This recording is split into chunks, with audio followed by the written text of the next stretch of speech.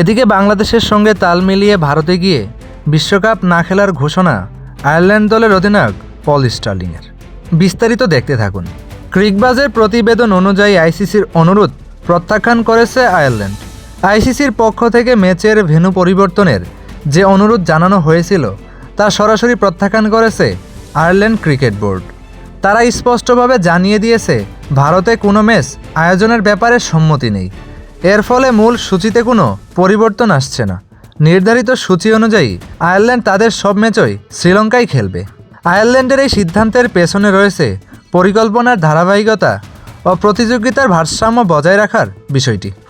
Tournament চলাকালীন হঠাৎ venue পরিবর্তন দল ও আয়োজনের উপর অপ্রয়োজনীয় চাপ সৃষ্টি না করে সেই দিকটি তারা গুরুত্ব দিচ্ছে।